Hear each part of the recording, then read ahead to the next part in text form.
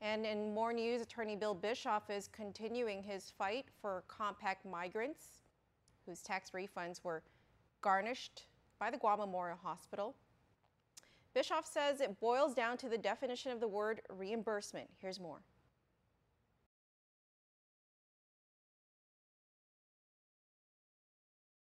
Attorney Bill Bischoff filed an objection to the Guam Memorial Hospital's report and recommendations to dismiss the class action lawsuit Bischoff filed against the hospital.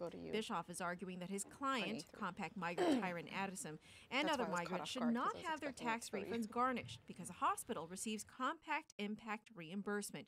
And that's the word Bischoff centers his argument on. The main issue, he says, is how the term reimbursement, as used in the federal treaty, is to be interpreted. Bischoff points out that in the Compact of Free Association, the term reimbursement is not defined, but he believes the intended definition of the word is as a repayment or indemnity for the, quote, unpaid bills of working poor compact migrants. Because GMH receives a reimbursement from the federal government under the agreement of the compact, they should not be able to essentially collect twice by garnishing compact migrants' tax refunds, he argues. Bischoff notes that GMH has acknowledged that they apply reimbursement money to hospital facilities and equipment improvements, and none of it is applied to compact migrants' bills. Just because GMHA does not apply that federal reimbursement money to the unpaid bills of poor, voteless, compact migrants does not make it right, he argues. Quote, it is reimbursement money, not facilities, improvement, or other money. The parties to the compact presumably called it reimbursement money because it was intended to be used that way, end quote.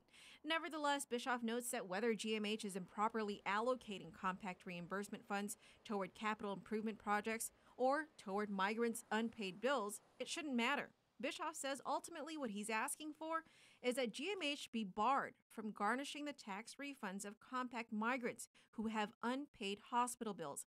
Between 2011 to 2015, GMH spent $22.9 million in compact impact funding for capital improvement projects. Also, from 2011 to 2015, the grand total of unpaid accounts from FAS citizens was $61 million. During those years, GMH garnished a total of $7.9 million in tax refunds from compact migrants. Bischoff is asking that his case not be dismissed. You can read his objection online at PacificNewsCenter.com.